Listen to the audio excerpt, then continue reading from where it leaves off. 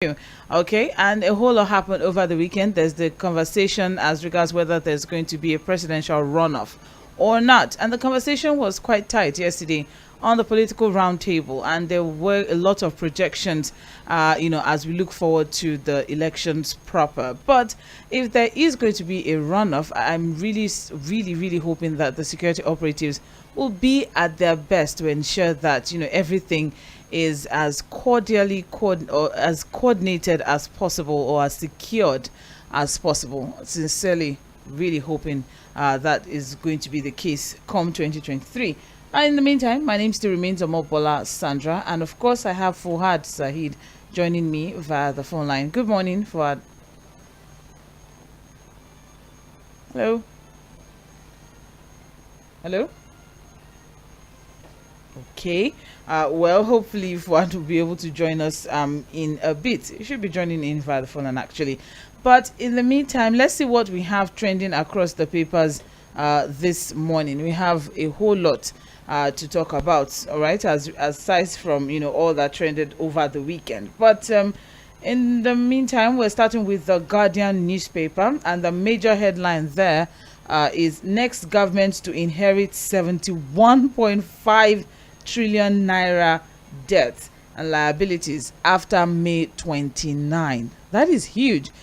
Some weeks ago, about a month ago, we're talking about 40 something trillion naira debt. That was what we're working with, or that's the figure that we're working with, 40 something trillion naira debt. But here we have here 71.5 trillion naira debt. That's huge, if you ask me. But that's why I keep asking, if this presidential candidate actually, if they see what is happening, if they're actually following what is happening rather than just focusing on their campaigns and getting to that seat, because they need to know what they are going to get there to inherit. I don't know, but I mean, Fuad.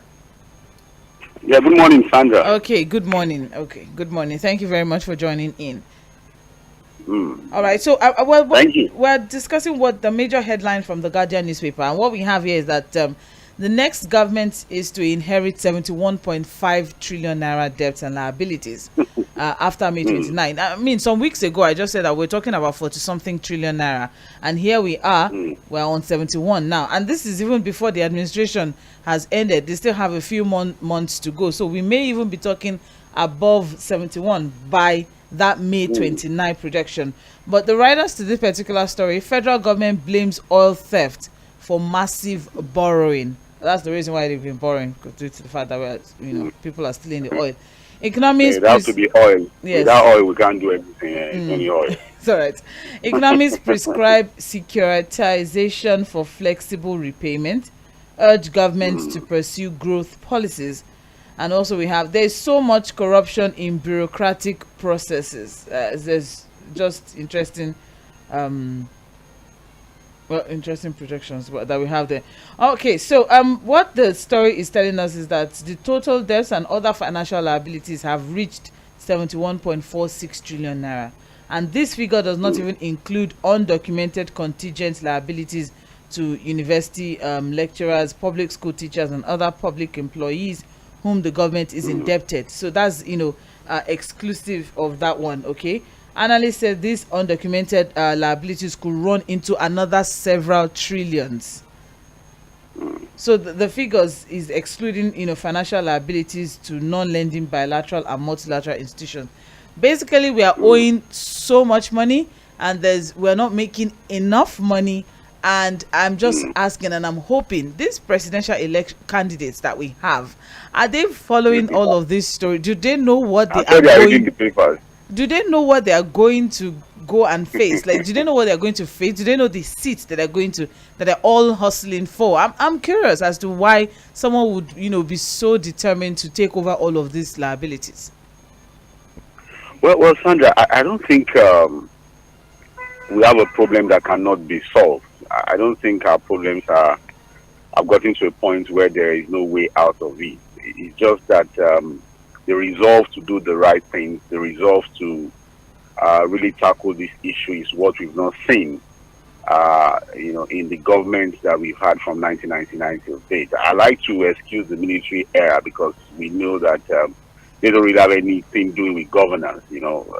So one may excuse them for their failure, you know, and the reasons why they plunged the nation into what we are now facing. But from 1999 till date, one would have expected that, you know, the democratic governments that we've had would have been able to, you know, put the country back into a proper shape. It's just that, like I said, the resolve to do the right thing. You just read it out that the government is saying the reason for this heavy debt and liabilities because of oil theft. And you ask yourself, number one, why do we like giving excuses? Is it that we cannot tackle oil theft? Is oil theft such a hydra-headed monster that we cannot tackle as a nation? Why are we, but for example... I mean, I'm sorry. I thought we were making some sort of headway as regards this oil theft. I mean, just 2 months... No, I'm sure this report will be looking at, before we started the Tompolo arrangement, you know, things have gone south completely. So it's not a recent thing.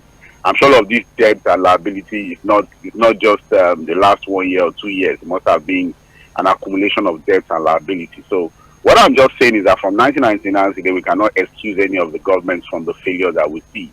It's just that we had hoped that from 2014, 2015, when this government came with a change mantra, things were going to change. So I still, after 7 years, still complaining about oil theft is what beats me. You know, this was a government that promised that they were going to diversify the economy. They were going to do mechanized agric. They were going to, you know, increase production, you know, fight the cabals in the oil sector to ensure that whatever we make from that sector, we are going to be able to account for it. This was a government that also promised, you know, to build new refineries, fix the old one. So, you know, it's not as if these issues were new before this particular government came into power, and they had to fix these things. So you may want to ask yourself, why is it that 7 years down in almost 8 years, they are still complaining about the old things, and then, you know, we are now in a worse situation than, you know, before they came into government. So until we have people who are ready to do the right thing, who are ready to really serve the people, who are ready to take the interest of the nation above personal interest, we'll continue to complain about these things. I agree with you that the presidential candidates should pay attention to these things. We are hoping that they are listening. We are hoping that they are reading these things. They know about these things. And as they make all of the promises, they know that it's not going to happen just like that. You know, they really need to talk and do a whole lot more than just talking and hoping that things will happen. All right. By fear, it's going to be a tough one, really. Okay, so I'm also going to looking at another part of this particular report where, you know, Professor Pat Utomi, who's you know, an economist, has attributed the nation's rising debt to poor management and inability to monitor implementation of projects at all levels. And he gives... Professor Pat, to me, is just stating the obvious. You know, these are things that we already know about. It's not, like I said, the solution to the problems of Nigeria is not rocket science. It's not anything that is out of the book that we don't know about. It's just that sometimes you sit back and just completely get worried about the fact that we have all of the brilliant ideas of getting Nigeria out of the doldrums, but when it comes to implementation, it becomes a problem. All right. So it's not as if we don't know that we're supposed to diversify the economy. It's not as if we don't know that we have, you know, large expanse of arable land that we're supposed to go into proper mechanized farming. It's not as if we don't know that we're supposed to build refineries. It's not as if we know all of these things, but to just get them done is the problem. That's it. So we're all saying the same thing then. More details on page 6. Yes, more details on page 6 of the Guardian newspaper. Moving on, we also have, of course, Zenith Bank heralds Yuletide season with Ajose Adeogun Street Christmas light up, as usual. That's on page 2 of the Guardian newspaper. Doubts over use of second Niger bridge for Yuletide. I didn't know that people were thinking that they were going to use that bridge, but then we can't blame them. There was a promise that by October, there was a promise that by October that it was going to be ready. So, I mean, there have been speculations, or there had been speculations that it may not be possible. But despite the completion of the second Niger bridge connecting Onitsha, Anambra State in the southeast and Asaba, Delta State and South-South, there are indications that travelers and commuters would not be able to use the bridge before December, as the access road at the Asaba end is yet to be constructed.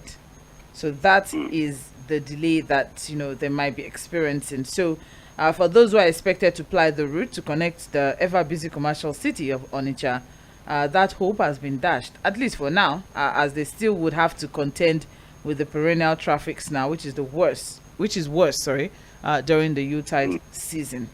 So what we have is that although the access road, that Onitsha Owerri interchange is virtually completed, the bridge for now remains closed, except of course the vehicles and all of that. But they are putting finishing touches on the other side, on the delta end of the road. So it's actually, everything is done.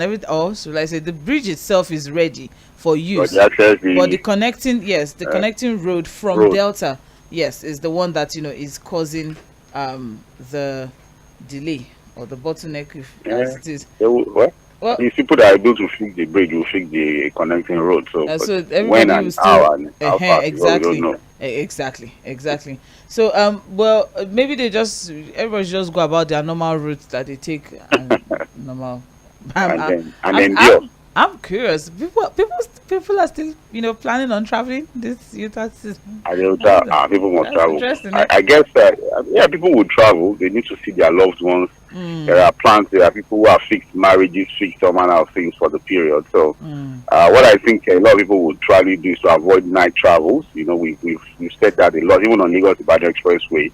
I think it's highly recommended now, or suggested that people should avoid night travels. And I think you might see situations where the luxury buses and some of these other transport companies also provide their own personal security, and then create some situations where they're able to communicate and ensure that they also give information, share information among themselves to ensure that travelers are safe as a journey from here. Well, more details on page 19 of the Guardian newspaper. Moving on now, still on the front page of Guardian, we have 133 million poor Nigerians. Serap urges Buhari to probe spending on social intervention programs. Okay, so remember we had this conversation last week as regards the the NBS, the NBS survey that 133 million Nigerians are currently way below poverty level. So now Serap has decided to go even further, asking the president or urging the president to set up a panel of inquiry to investigate, the spending, all the poverty alleviation programs, the safety nets, the sharing the projects, poverty alleviation projects, and all of that, the sharing of funds. Remember, for some months ago, we talked about the disaster and humanitarian affairs officer or minister who said that they shared some 2 million or so to some 2,000 Nigerians. I don't know if you remember that conversation earlier this year.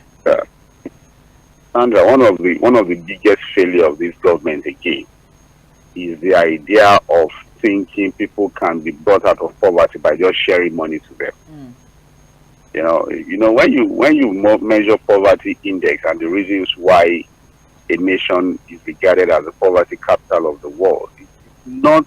You see, these things are not approached on just mere wishes, or people just sit down somewhere, come up with funny policies and hope things would happen overnight. The idea of sharing money, you see, poverty itself is also about the mind.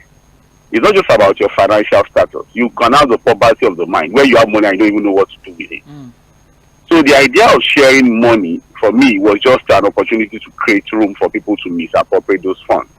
And here we are. Now remember, there was a time they were sharing for 5,000, and you ask yourself, what exactly would 5,000 naira do to the people? To eradicate poverty in a country. 5,000. And who were the people? We even had issues of how do you even know the poor of the poor in the country? How do you categorize them? How do you identify them? How do you reach them to be So it was going to lead to corruption. We knew it was going to create an avenue for misappropriation of funds. To tackle poverty in a land, the first thing you do is to first educate the people, get them well educated. Then, of course, create an economy that allows everybody to thrive. No matter what you do, you're able to thrive. Ensure that even the naira that you carry has some worth. You're able to feed yourself. What you call empowerment, economic empowerment. By just giving out cash and handing out cash to people and expect that that was going to reduce the level of poverty in the country.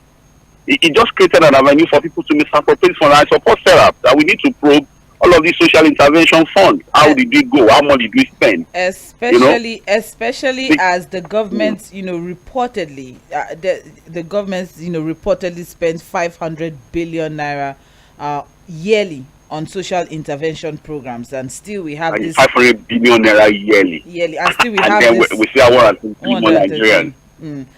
So that's the story. Anyway. So Serap is asking, unfortunate. is urging the president to set up a panel of inquiry to check how exactly these funds were spent. Are there perpetrators of corruption or mismanagement of public funds? And if there is, then they should face prosecution, and the stolen public funds should be recovered.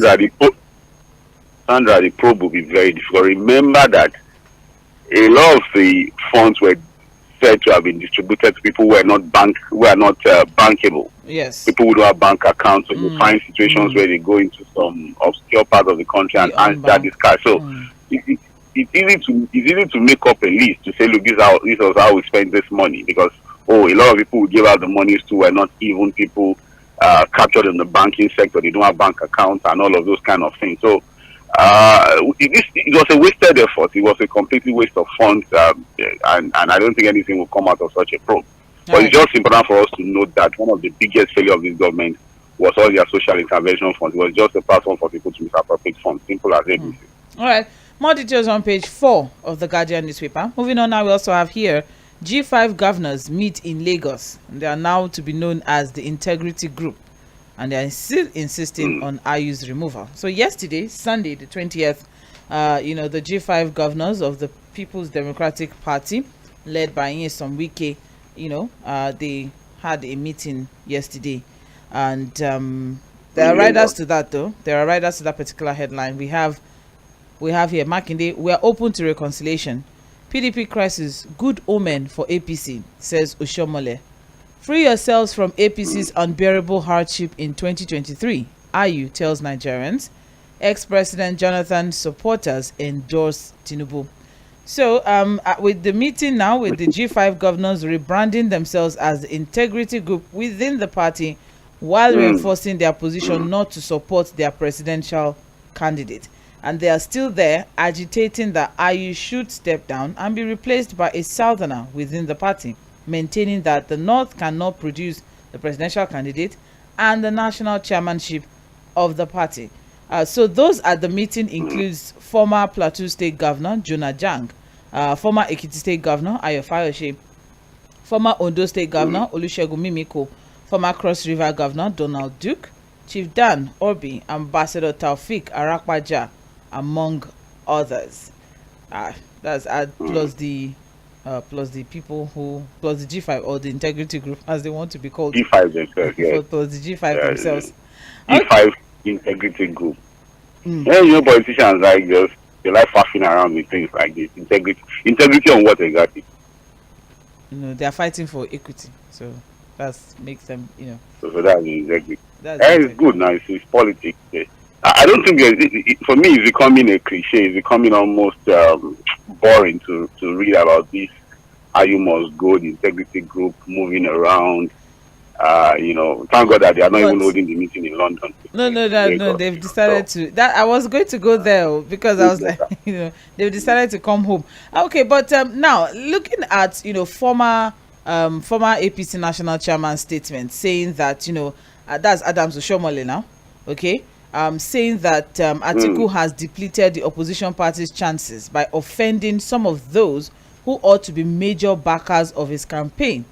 Okay, do you think, or what do you think of that statement? No, that's true. That of course we know, and that's why the APC would never pray that the PDP reconciles, resolves its own problems. If you have five governors within your party, opposing the candidature of the presidential candidate, and the reality is that we're only seeing the governors. They have supporters there. Look at the number of the caliber of people you just mentioned. Who attended that meeting. You have former governor of Ekiti, who is supposed to be someone working for the party in the southwest. Reaching out to people, trying to pull strings together to ensure that the PDP does well in the These southwest. are, big weights. Also in the These are big weights, actually. You have Jonah Jang. Jonah Jang is also supposed to work for the party in the north central. You have Donald Duke, who is supposed to work for the party in the south. You have So you can't. You have Mimiko, who is also supposed to do some job for the PDP in Ondo State and parts of the southwest. So you have this caliber of people working with the G5. Again, a lot of people have asked me, are you sure Atiku is really, really serious about winning this election? Does he know what he's doing exactly? If he cannot manage this crisis, because again, we keep asking ourselves, Sandra, if what these guys are saying is that, IU must go, is it not easy for for Atiku to prevail on IU to say, okay, for the sake of the party, for the sake of unity in the PDP, because we are going into a contest that will be keenly contested, why can't you just step down? But what we are hearing again, Sandra, I think Barrister Curtis mentioned it on Political Roundtable yesterday, that there are even governors within the PDP now who are telling Atiku, if you prevail on IU to step down, we also pull out. Yes.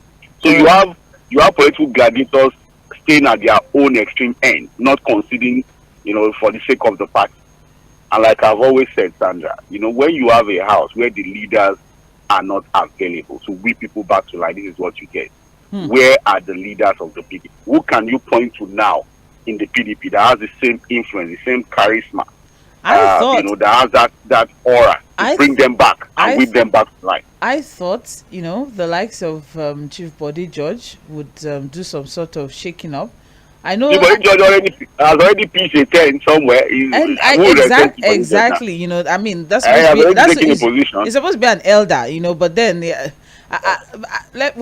More details on page 6 of the Guardian newspaper. You still have IU speaking out on behalf of the presidential campaign, insisting on Nigerians to vote for change. I think Nigerians are tired of hearing that vote for change. All right, finally from the Guardian we have again Kwakwanso rules out NNPP merger with Labour Party.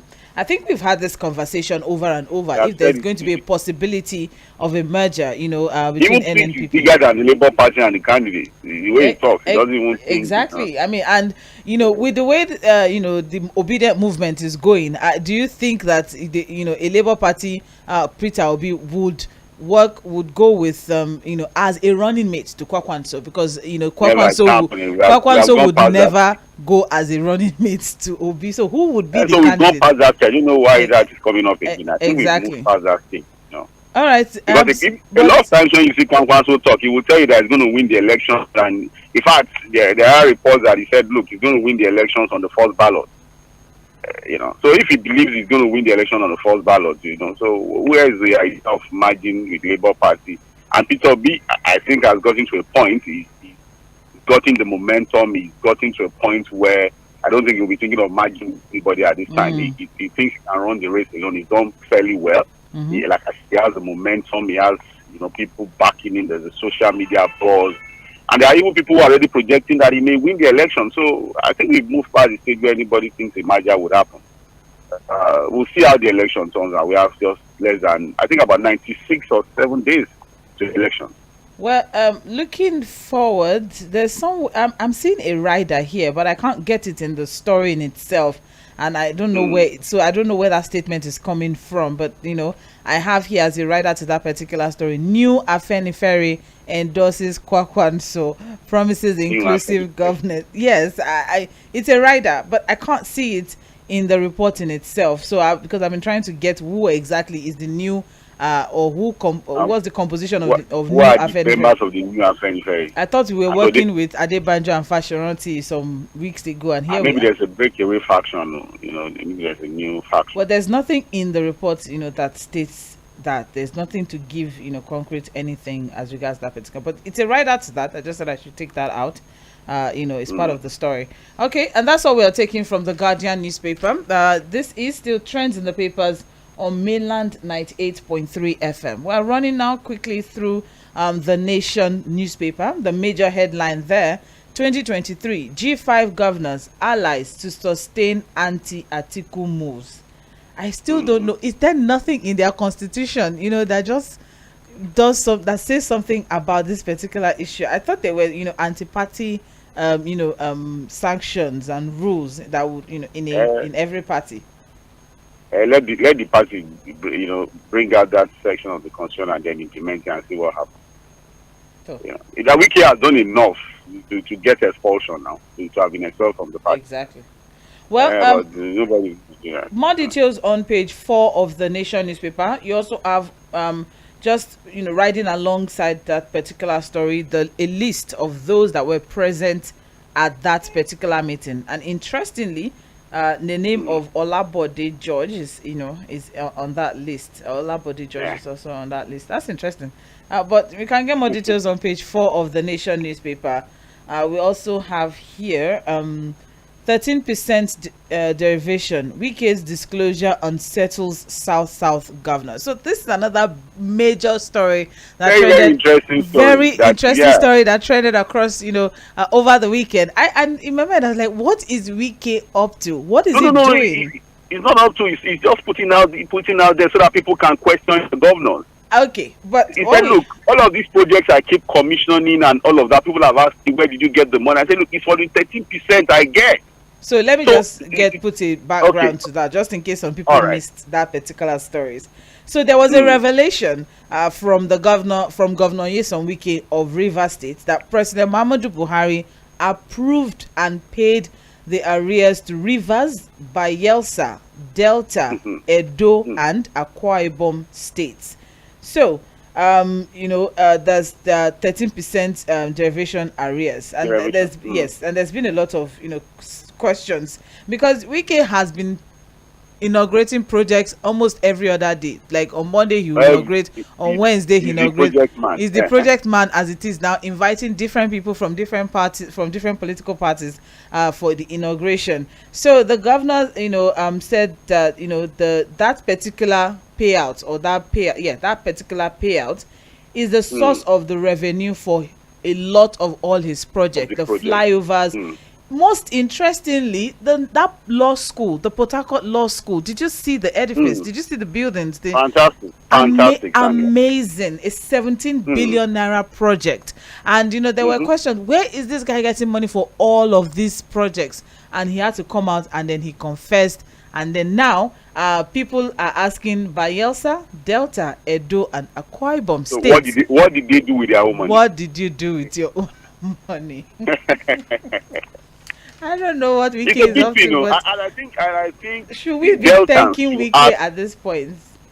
Yes, so you should be thanking him now. If because the thing is that Delta should ask Governor Okowa, if Wike has done all of this, what did you do with the arrears that was paid to you? Edo State should ask Obaseki, what did you do with your own funds? This is the time for these guys, even Akwa Ibom, to question their governors too, because Wike has said that this money was paid by the president. It was a big revelation. It was a very, because very big one keeps talking about poverty, failure in government, federal government. These governors too should be questioned. We need to ask them. And I like the fact that Wike has said it the way it is. That look, the same money that was paid to me was paid to Delta State, it was paid to Edo State, it was paid to Akwa Ibom. Bayelsa. And Bayelsa State. The same Bayelsa that is completely ravaged by flooding and all of that, and the governor is sounding helpless. So what did they do with that money?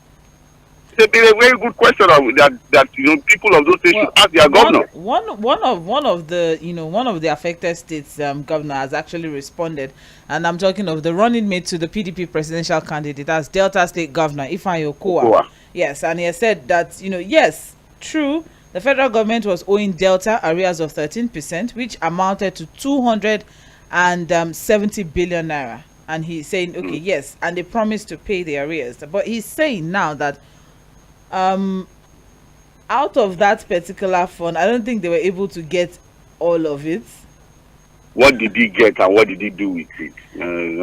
I think did he get something? He's saying that, okay, fine, the funds totaling that particular amount, 270 billion, ought to have been received long ago. But because the federal government could not pay it in bulk, the oil producing states agreed for some part of it to be paid within 3 years and the other within 5 years.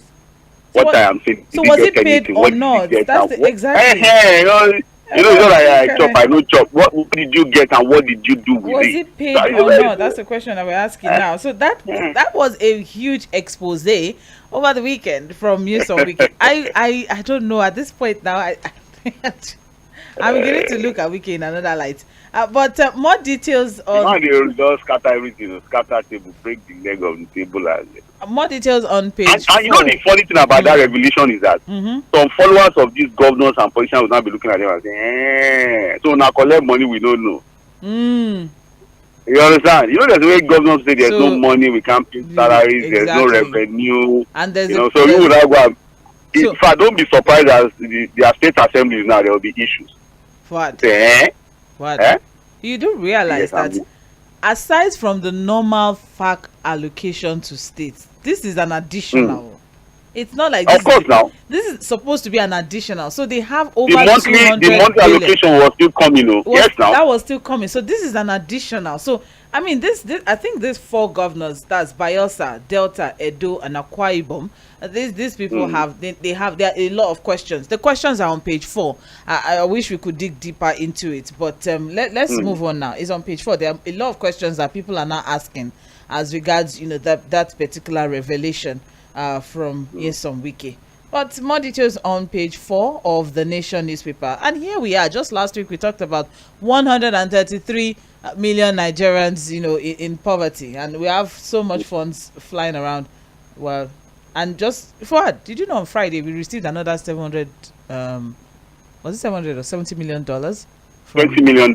Yes, from Abacha. 20 million. That's $20 million or so. Yeah, for Abacha is a pocket that never runs dry. God knows how much the guy stole. It's only God that knows how much the guy stole. Only God. Oh my God. How I wish you can talk to the dead and ask him questions. Where is everything? So that we can just know what is happening. You know, there are people that do those things in the olden days. They will go to the grave and more Nigerians seeking UK visa, says High Commissioner, and that is on page 4 of the Nation newspaper. So that's an revelation from the British High Commissioner, and they're saying, however, that the UK government is mindful of the situation and they are in talks with the federal government to avoid the brain drain, especially in the health sector. We don't know what exactly the plan will be. They're going to avoid it. I don't know what. Exactly. Are they so interested in not draining our brains in our country? I don't know. I'm sure what they want to do is to sift the grain from the shaft and ensure that people that get their visas are people that are reproductive to their country. economy. So the idea of they are not. Yeah, if the people that are getting the visas would add some value to the country, they won't bother. So I don't know. Your brain drain is to their benefit, not to our own benefit. Anyway. Okay. So, well, I don't know where that is coming from. They're in talks with the federal government to see how they can help, because they're saying, as it is now, we've given them. I will not say we've lost. We've given them almost all. We've given them a lot of our medical practitioners as it is now. So they are in talk. Let's help you out to reduce the amount of people that travel out to come and help our own economy. I don't know how that's going to happen, but more details on page 4 of the Nation newspaper. Moving on now, we also have here why we are backing Obi, and that's from Ohaneze. The writer to that is he symbolizes hope. So the Ohaneze Ndibo Worldwide yesterday backed the Labour Party presidential candidate Peter Obi in next year's presidential election. So finally, Ohaneze has pitched a tent. They said their philosophy finds a cogent expression in Obi as the symbol of Nigerian unity and a beacon of hope. And that's coming from a statement by their spokesperson, Dr. Alex Ogbonnaya, said they stood on the position of the Southern and Middle Belt Leaders Forum, endorsing the Southeast to produce the next president. So the resolve of Ohaneze Ndibo Worldwide for the 2023 general election is constant, consistent, and very clear, without any form of equivocation whatsoever. So yes, finally, Ohaneze has spoken, and working in collaboration with the Southern and Middle Belt Leaders Forum, that's comprising the Afenifere, Pandef, Middle Belt leaders, and Ohaneze Ndibo, led by Chief Ike Clark. All right, so that's finally we have. You see the reason why I said any merger cannot happen again. You can't. A Peter Obi, for example, can have this momentum. There's a whole lot. There's a whole lot riding on that particular ticket. Yes, there's a whole lot riding on that particular ticket. Okay, it's a big ticket already. It's not a big ticket that anybody should be counting as at this time. More details. The Labour Party ticket is big. more details on page 5 of the Nation newspaper. We also have here Ekiti Assembly boil. So Ekiti Assembly is still shaky at the moment, In and turmoil. yes, due to the emergence of a new speaker. I don't get it. If you're not satisfied, and there processes or procedures to go about. Okay, if you're There are not even processes satisfied, or even electing a speaker. I don't know why our politicians would not just behave properly. there was And an the information election. we're There was an getting is that election, and there was an Aribishagon won. election, yeah. Yes. And so So what's the problem? what's the Is it problem? not a part of the assembly? Is it not an indigene? So what is the What issue? exactly is the What we issue? are hearing is that a particular former governor is interested in, who Who the becomes the godfather speaker? controlling what happens. So what they do is that really they control the state house of assembly. Somehow they are able to pocket the governor. They keep threatening and so. But I don't know how we want to. I don't know the best way to appeal to our politicians to just take their hands from the neck of this country. They just want to continue to. I don't know. I just hope Ekiti will get it right. Hopefully, The thing has become a 2023. complete mess. State House of Assembly has been short as we speak. Yes, for because almost of a the week fear now. of, Yes, for almost a violence. week now. To the point that Femi Falana has actually spoken to the IGP and even the governor of the state. Do something so that these people can go back to work and do what's needful for the state. All right. Well, more details of that on page 6 of the Nation newspaper. Running very quickly now. Moving on to the Punch newspaper. You're listening to Mainland 98.3 FM. Trending stories on the front pages of our dailies. The major headline from the Punch newspaper: NFIU flags 150 trillion naira transactions. EFCC tracks candidates spending. So we have riders to that particular story. Suspicious transactions up to 22.91% amid rising political activities. EFCC intensifies surveillance on APC, PDP, others campaign funds. Banks get fresh EFCC NFIU directives as 2023 polls draw closer.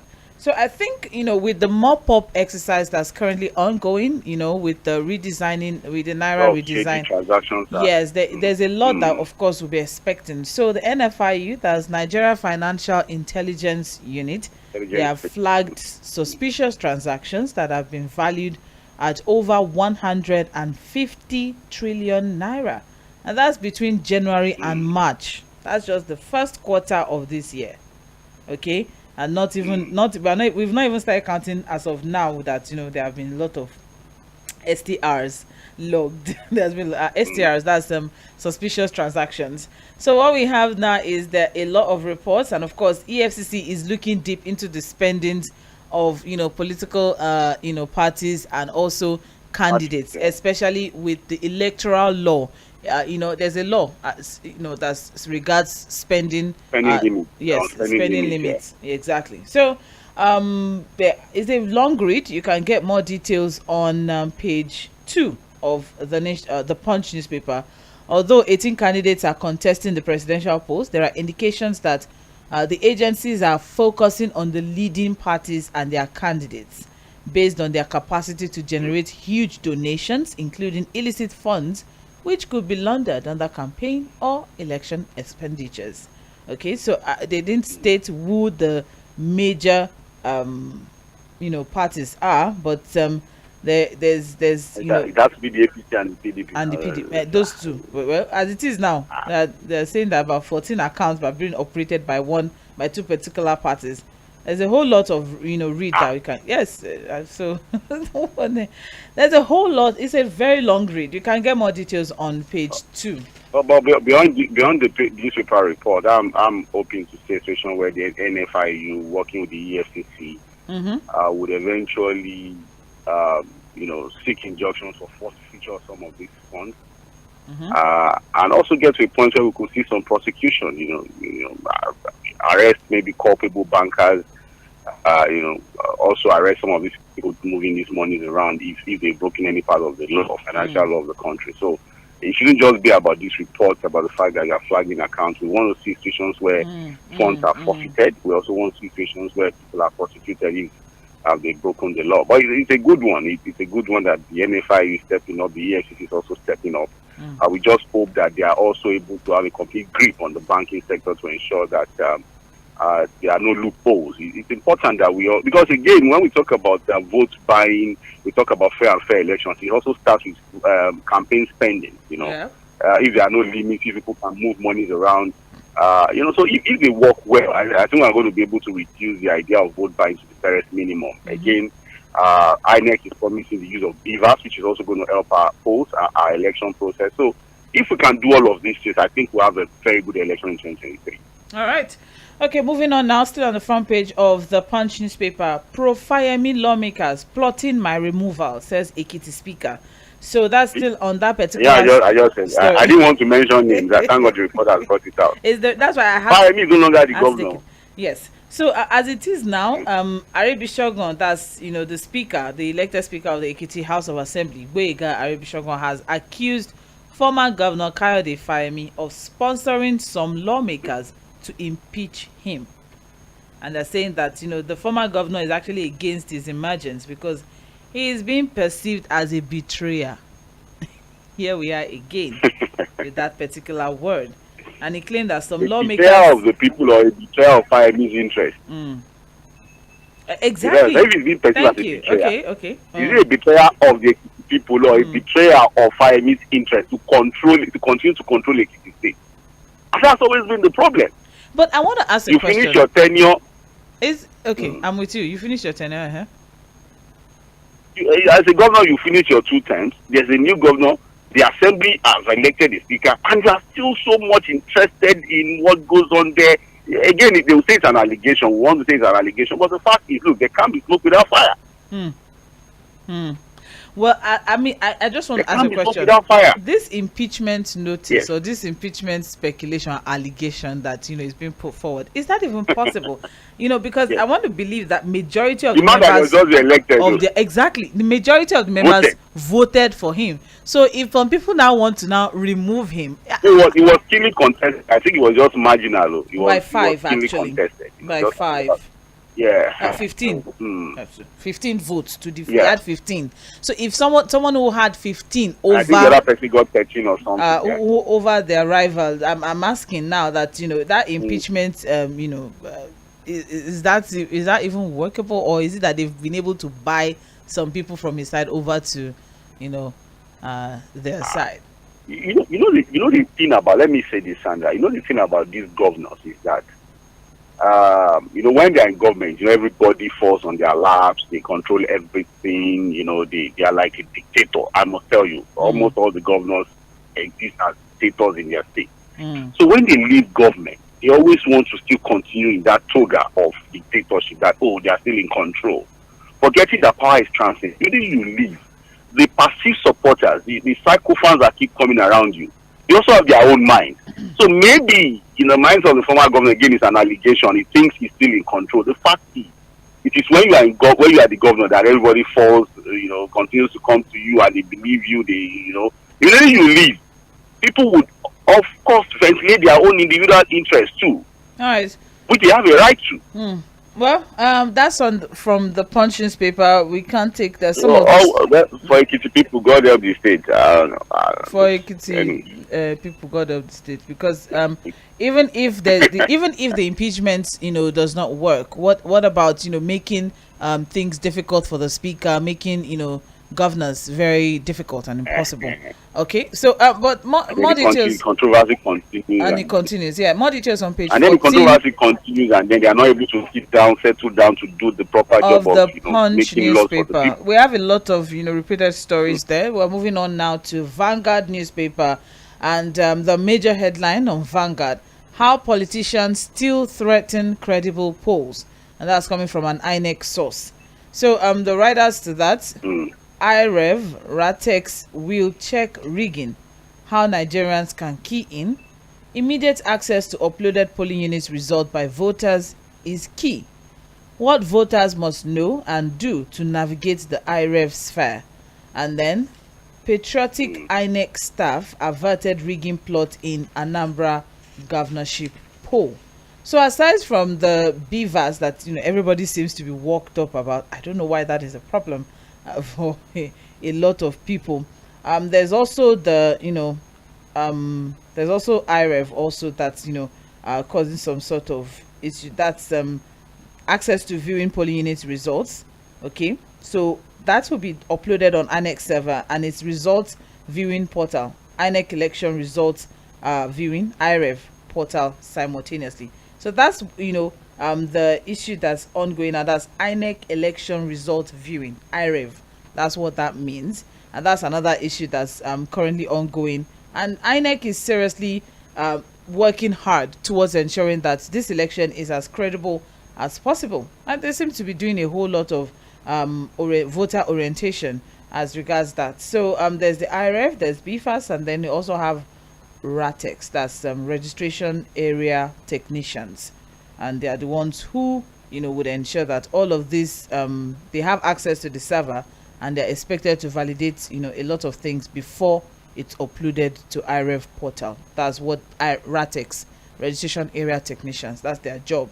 Okay, so it's a long read. Also, you can get more details on pages 5 and 35 of Vanguard newspaper.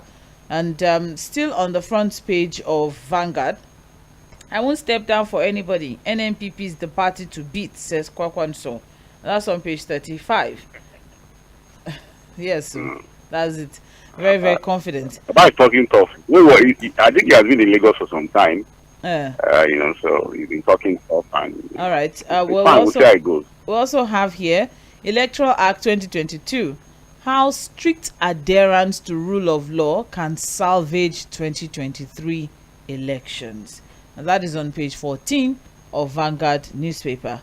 Okay, federal government's domestic borrowing crowds out private sector in 2022. That's on page 19. Stop hallucinating. You have no mandate to retrieve, Adeleke tells Oyetola. And that's on page 10. That's all we can take from the front page of Vanguard. The court will decide, eh? Exactly. All right, so stay with us. Don't go anywhere. We're just through with trends in the papers, where we talked the major trending stories across 4 major papers this morning. We move on to Milan Focus by 8:40, where we'll pick 1 or 2 trending stories, flesh things out, and then we'll open up the phone line for you to be a part of the conversation. In the meantime, stay with us. You're listening to Mainland 98.3 FM, and we are the sound of Lagos.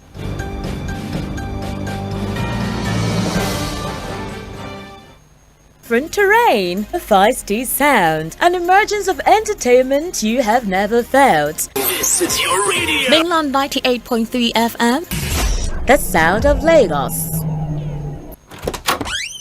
Risi, where's your sister? She's in the bedroom.